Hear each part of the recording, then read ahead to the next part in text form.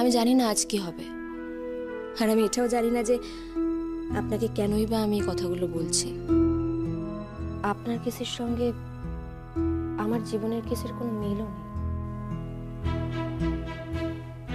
বলছি, আপনাদের কি ডিভোর্স হয়ে গেছে?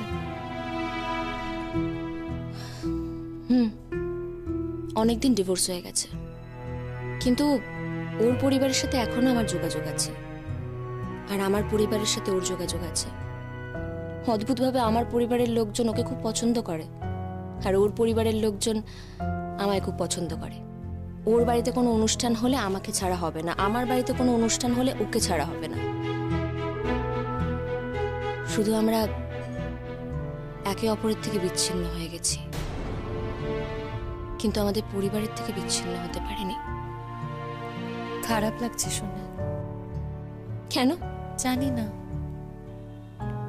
কেন জানি না, এই কথাগুলো শুনে খুব কষ্ট হচ্ছে।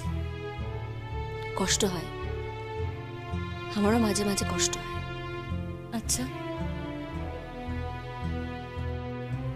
আপনাদের মধ্যে সবকিছু মিটমাট করে ফেলা সম্ভব না? না, সেটা একেবারেই পসিবল নয়। মানে ধরুন মিটমাট হয়েও গেল, আমরা একসাথে থাকতেও শুরু করলাম, তারপর দেখবো 3 দিন পর থেকে আবার লড়াই শুরু হয়ে গেছে। আর সেই লড়াইটা এমন একটা ভয়ঙ্কর জায়গায় চলে যায় না, মানে এমন ভাবে অ্যাটাক করে আমাকে, সন্দেহ করে। ওর অনেক প্রবলেম আছে আমার ব্যাপারে, অদ্ভুত পজেসিভ ও। আপনার দিক থেকে? আমার দিক থেকে অ্যাজ সাচ এই সন্দেহ টন্দেহ নিয়ে একদমই নয়। আমি জানি ও আমাকে ছাড়া কোনো মেয়ের দিকে তাকাতেই পারবে না কখনো, ওর ইচ্ছেও করবে না। আমি ওকে এতটা ভালোবাসায় ভরিয়ে রেখেছিলাম, ও সেগুলো কোনোদিনও ভুলতেই পারবে না। আর সেম জিনিসটা না ওর ক্ষেত্রেও প্রযোজ্য। আমি অন্য ছেলের দিকে তাকাবো নেভার, কখনো না। আর আমরা দুজনেই না এটা মনে মনে জানি, তাই যখন ও অ্যাটাক করে সব থেকে সহজ রাস্তাটাও বেছে নেয়। ও জানে এই বিষয়ে কথা বললে আমি সব থেকে বেশি রিঅ্যাক্ট করব। আপনারা একসঙ্গে থাকলে ভালো লাগবে। আমারও ভালো লাগতো, কিন্তু ঈশ্বর বোধহয় সেটা চান না, তাই আমাদের একসঙ্গে থাকা হয়নি, আর কোনোদিন হবেও না। এই তো ভালো আছি, লড়াই করতে করতে বাকি জীবনটা কাটিয়ে দেব। যাকে ভালোবাসেন তার সাথে সারা জীবন লড়াই করবেন? সব ভালোবাসার ইকুয়েশন তো একরকম হয় না। আমাদের ইকুয়েশনটা হয়তো এরকম, লড়াই করে কাটিয়ে দেব বাকি জীবনটা। আপনাকে আমার সারা জীবন মনে থাকবে। আমি জিতি বা হারি, আপনার সঙ্গে আমার যোগাযোগ থাকুক বা না থাকুক, মনে থাকবে আপনাকে। যোগাযোগ থাকবে। আপনার মধ্যে যে স্পিরিটটা আছে সেটা আমি সব মেয়ের মধ্যে দেখতে চাই। কি হলো, নার্ভাস লাগছে? মানে স্যার, কিছু তো বুঝতে পারছি না। ওরা আসলে এত তথ্য প্রমাণ জমা দিয়েছে তো। তো আপনি কি করে জানলেন যে আমি কোনো রকম তথ্য প্রমাণ জমা দিইনি? স্যার বলছি যে মানে আমাদের ভয়ের কোনো কারণ নেই তো। ওয়েল দেখুন, ভার্ডিক্ট কি হবে সেটা তো আমাদের কন্ট্রোলে নেই, তবে আমরা সবসময় আপার কোর্টে যেতে পারি। অসুবিধা কোথায়? ওকে, আপনার কি মনে হচ্ছে আমরা হেরেই যাব? আপনার মতন একজন লয়ারকে আমরা অ্যাপয়েন্ট করেছি শুধুমাত্র কেস জেতার জন্য। জিততে চান ঠিকই, কিন্তু কি বলুন তো, আপনাদের দিকে সত্যিটা এতটাই কম, আর উল্টো দিকে তো পুরোটাই সত্যি, আর আপনাদের পুরোটাই মিথ্যে। তাই ক্রস করার একটা সম্ভাবনা থেকেই যায়। এনিওয়ে, আমি আমার সাধ্যমতো চেষ্টা করছি, দেখা যাক কি হয়। না না, আপনি বিশ্বাস করুন। সরি, আমি বিশ্বাস করতে পারবো না। দেখুন, এই পুরো কেসটা আমি আতশ কাচের তলায় স্টাডি করেছি, তাই দয়া করে আমাকে বিশ্বাস করতে বলবেন না। আর আমি তো এটা পাবলিক করছি না, আমি জানি আমি আপনার থেকে পারিশ্রমিক নিয়েছি, কেসটা আমার, আপনার হয়ে আমি ফাইট করব, সেটা আমি জানি। কিন্তু কি বলুন তো, যখন 1 to 1 আমরা কথা বলছি, তখন আপনি আমাকে এমন কিছু বিশ্বাস করতে বলবেন না যেটা আমি বিশ্বাস করতে পারবো না। ওকে? আসলে স্যার আপনাকে তো সব ঘটনা বলা হয়নি, আপনি যদি সেই সব ঘটনাগুলো জানতেন তাহলে বুঝতে পারতেন যে ওই মহিলা কি ডেঞ্জারাস স্যার। দেখুন, আমি তো এতদিন ধরে কেসটাকে স্টাডি করছি, আমি জানি ওই মহিলা কি করতে পারেন কি করতে পারেন না, তাই দয়া করে এগুলো আমাকে বলবেন না। এনিওয়ে, আর কিছুক্ষণের মধ্যেই ভার্ডিক্ট, যাই রায় হোক না কেন সেটা তো আমাদের হাতে নেই, কিন্তু আমি আগেও বলেছি এখনো বলছি আমরা হায়ার কোর্টে যেতে পারি, সেই অপশন খোলা থাকবে আমাদের।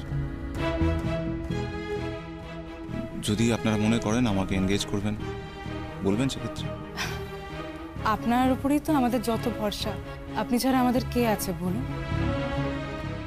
আচ্ছা, একটা কথা জিজ্ঞেস করছি, কিছু মনে করবেন না। হ্যাঁ, শুনেছি উনি নাকি আপনার এক্স ওয়াইফ।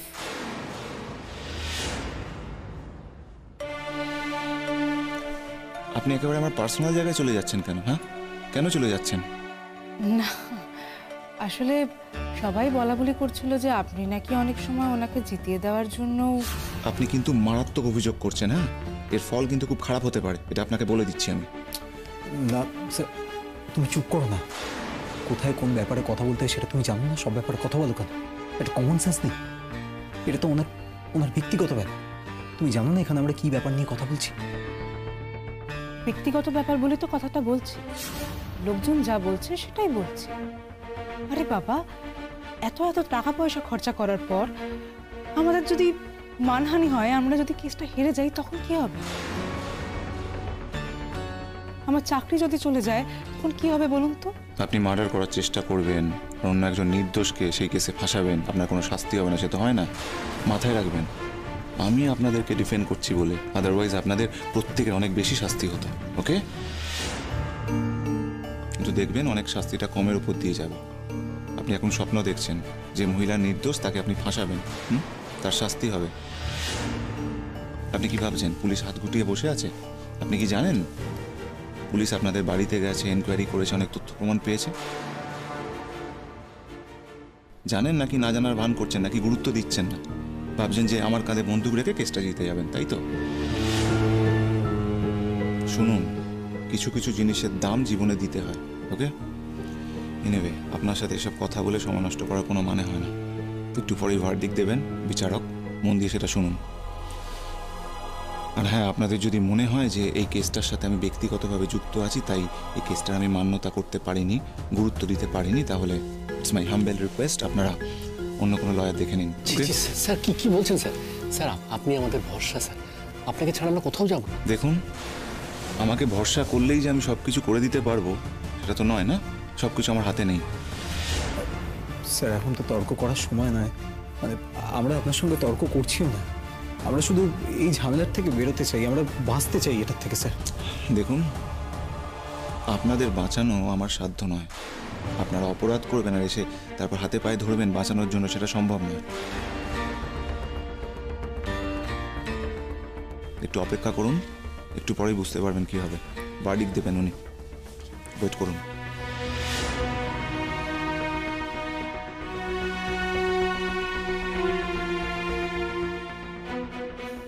খুব টেনশন হচ্ছে গো। টেনশন করো না, টেনশন করে কি করবে বলো? কি করে বলছো বলো দেখি, টেনশন করবো না? হয় কখনো? দেখো বিপাশাদি, এখন টেনশন করে কি লাভ? যা হওয়ার সেটা তো হয়ে গেছে। फिर भी जब तक ना ओके छाड़ছে तब तक तो একটা টেনশন হচ্ছে স্বতন্ত্র। আর वैसे भी इस हालात में ওকে দেখতে ভালো লাগছে না। আমি জানি, ঠিক দেখিস, যে নির্দোষ সে জেলে থাকবে, আর যে দিনের পর দিন অপরাধ করলো বুক ফুলিয়ে ঘুরে বেড়াবে। সহ্য। দেখো, আমি চাই না এটা হোক, ডেফিনেটলি, কিন্তু এমনটা তো হয়। এমনটা হয় বলে আমাদের ক্ষেত্রে এটা হবে স্বতন্ত্র? শিমুলের মতো একটা মেয়ে যে নিরপরাধ, তার এরকম একটা ভবিষ্যৎ হবে, সেটা কি করে মেনে নেবো বলো তো? বন্ধু হয়ে আমাদের কষ্ট হবে না? খারাপ লাগবে না? বিপাশাদি, শোন, রিল্যাক্স রিল্যাক্স, দেখোই না কি হয়। কি মনে হচ্ছে বলো দেখি, কি হতে পারে? দেখো, আমার মনে হচ্ছে যেটা সত্যি সেটাই প্রমাণ হবে। তুমি বলছো? বলছি।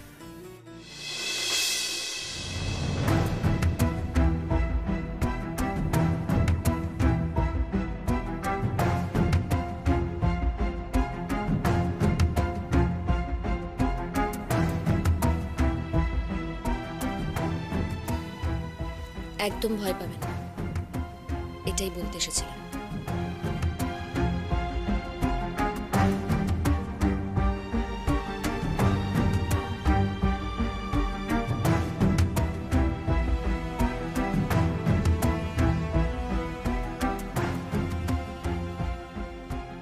কেস নাম্বার 100/2024/13/55 শিমুল ব্যানার্জি ভার্সেস পরাগ ব্যানার্জির যে বিচার সম্পন্ন হয়েছে আজ তার রায় ঘোষণা।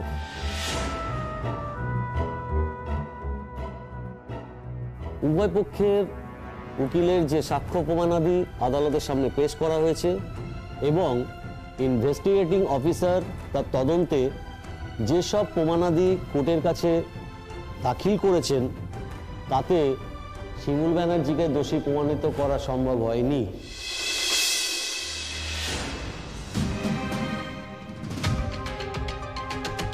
সেই কারণে শিমুল ব্যানার্জিকে বেকসুর খালাস করা হলো।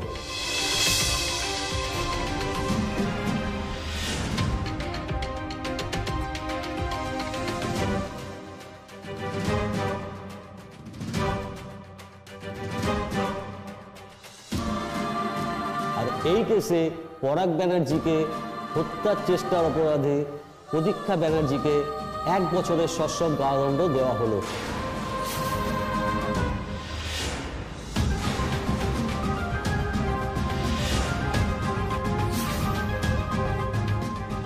পুলিশ অফিসারকে আদেশ দেওয়া হচ্ছে যে প্রতীক্ষা ব্যানার্জিকে হেফাজতে নেওয়া হোক।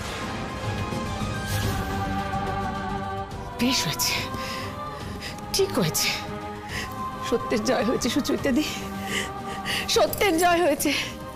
শিবু স্যার, আমি কিছু করিনি স্যার, এটা কি করলেন আপনি স্যার? আমি কিচ্ছু করিনি, আপনি আমার কথা শুনুন, আমি কিছু করিনি। আপনি এটা করতে পারেন না পলাশ দাদা, স্যার আমি কিছু করি। ছাড়ুন ছাড়ুন বলছি, ছেড়ে দিন আমাকে স্যার। স্যার কোথায় যাচ্ছেন স্যার? কোথায় যাচ্ছেন? আমাকে ছেড়ে দিয়ে যান স্যার, আমাকে ছাড়ুন, ছাড়ুন ছাড়ুন আমাকে স্যার। স্যার স্যার আমাকে ছেড়ে দিয়ে যান, ছেড়ে দিয়ে যান পলাশ।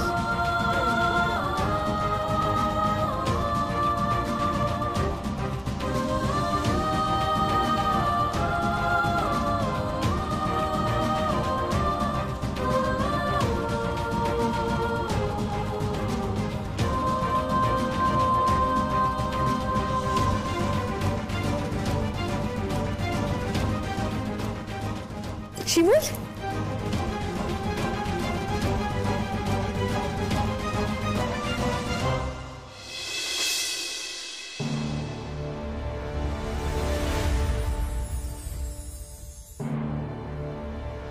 দেখুন, আমাদের রিলিজ করতে কিছুটা সময় লাগবে, আর সেই সময়টুকু আমাদের দিতে হবে।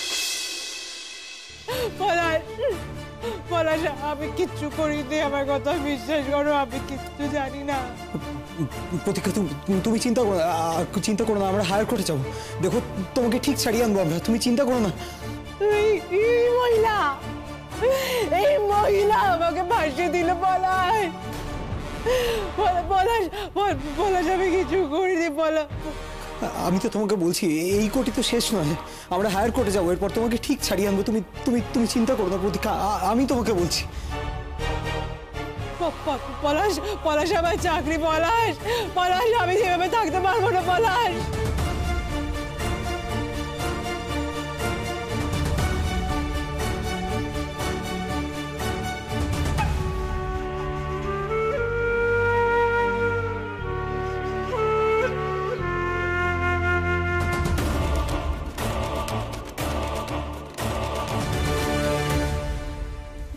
বলছি স্যার, আমি একটু ওদের সাথে কথা বলতে পারি?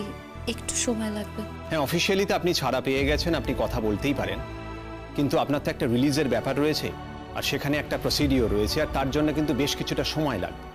তাই আপনি যত তাড়াতাড়ি সম্ভব কথাবার্তা বলে আসুন। আর হ্যাঁ, বাড়ির লোকেদের অবশ্যই অপেক্ষা করতে বলুন, আপনি তাদের সাথেই বাড়ি ফিরুন। শিমুল, তুই চল, তুই আজকে আমার বাড়িতে থাকবি, চল। ও একটা কথা, পুতুল এসেছিল আমাদের বাড়িতে ছুটে ছুটে, অনেকবার রিকোয়েস্ট করলো রে যাতে তোর সঙ্গে একবার দেখা করাই, কথা বলাই।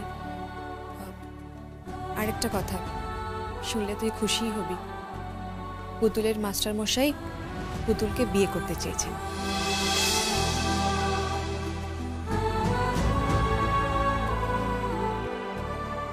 কি বলছো? আমার পুতুল দিকে বিয়ে করতে চেয়েছে? হ্যাঁ, এর থেকে ভালো খবর আর কিছু হতে পারে না।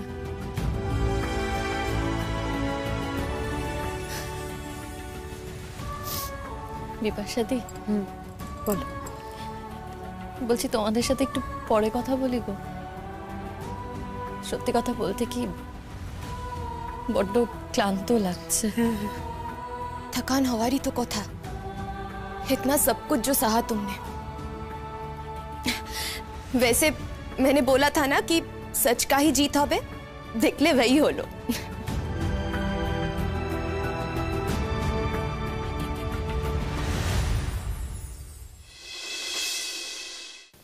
কালিস না, চুপ কর।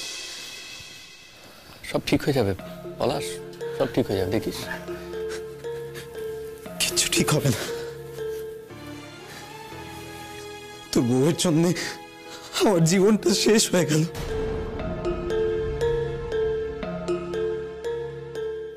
এক পলাশ,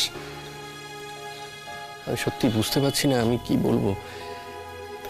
দেখ, পুলিশ নিশ্চয়ই কিছু একটা পেয়েছে, না হলে এত বড় একটা কাণ্ড তো ঘটতো না।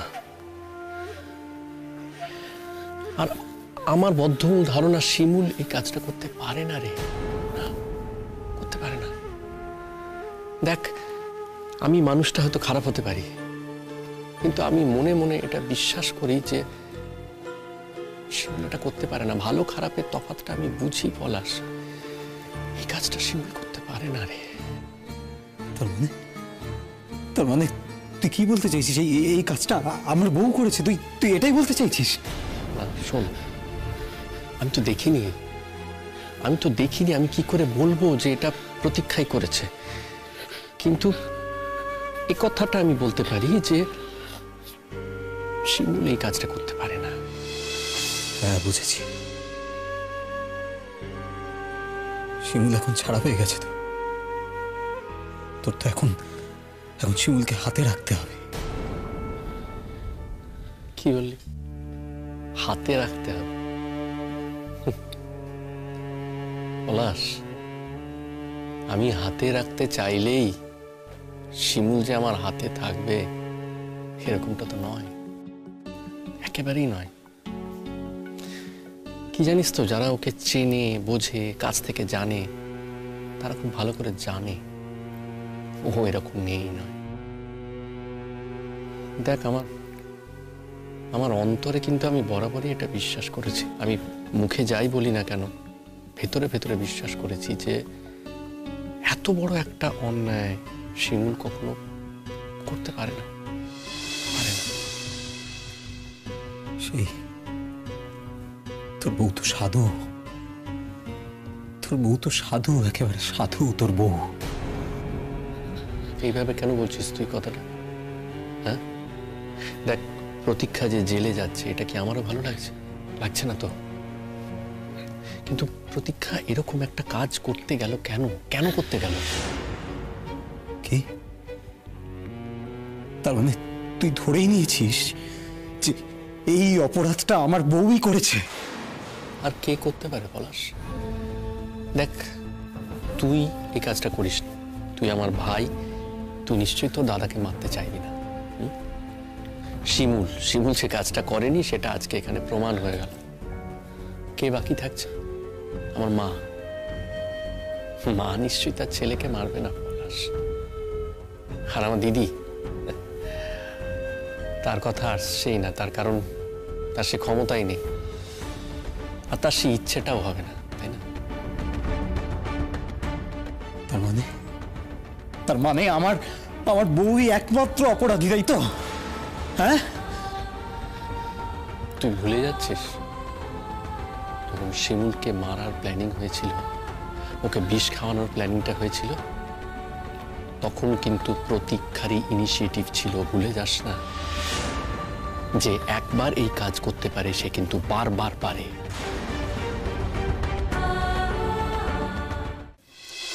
শতদ্রু, वहां पे क्यों खड़े हो, इधर आओ ना। না না, তোমরা কথা বলো না।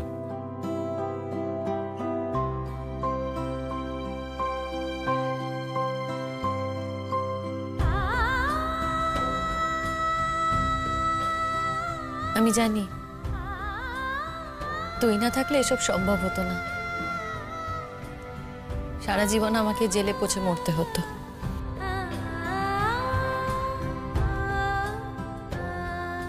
তোমরাও আমার জন্য অনেক করেছো, অনেক। তবে হ্যাঁ, এটা আমি জানি যে এর মূল কাণ্ডারি তুই ছিলি। তুই না থাকলে হয়তো এতটা হতোই না। আমি ঋণ স্বীকার করব না তোর কাছে। তুই আমার বন্ধু, সারা জীবনের বন্ধু, আমার সুখ দুঃখের সাথী তুই। ঋণ স্বীকার করে আমি তোকে অসম্মান করতে চাই না।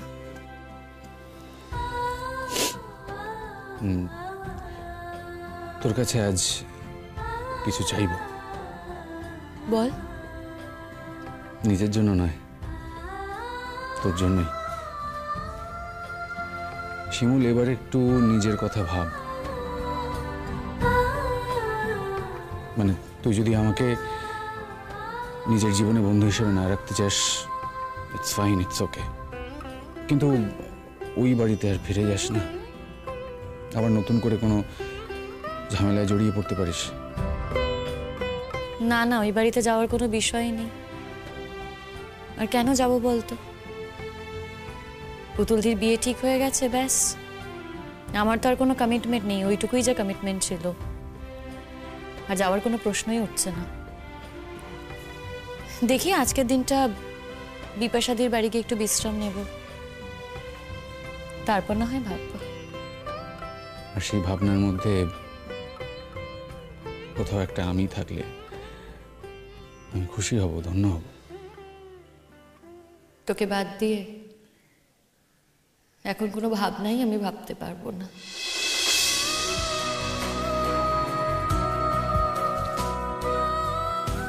ভাবতে চাইও না, ভাবা সম্ভব না।